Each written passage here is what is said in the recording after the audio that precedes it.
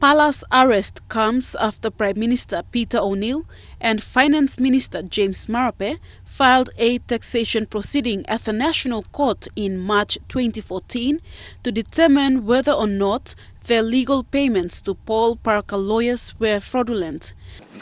There's procedures there that they must follow because, exercising the power of arrest, you are depriving an individual of their right.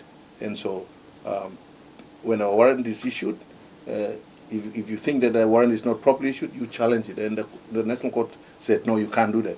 You have to wait until you are arrested. But the Supreme Court said, no, that is wrong. If you are aggrieved, if your right is going to be deprived, your liberty is going to be deprived, then you challenge it.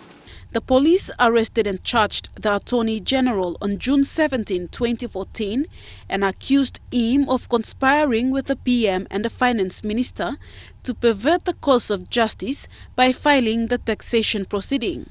However, the court said the proceeding was filed before Pala became Minister for Justice and Attorney General. The Supreme Court ruled that to file any proceeding at the National Court is not a criminal act. The court ordered that the warrant of arrest is void and of no effect. All other charges that arose from the first charge and are before the committal court are quashed by the Supreme Court.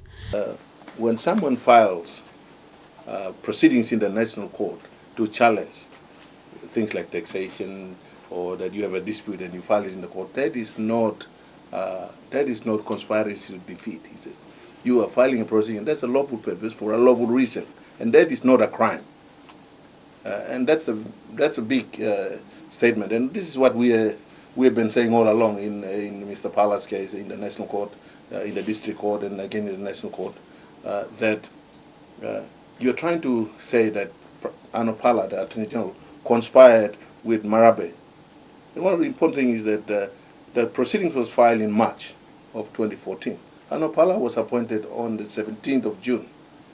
The Attorney General welcomed the decision but cautioned the police to apply their power with care and diligence. He called on the police commissioner to reinstall discipline and return the force to what it used to be before. His statement was read by his legal representative, Ralph Saulep. When those powers are misapplied or abused, we are all vulnerable and the rule of law itself will be eroded.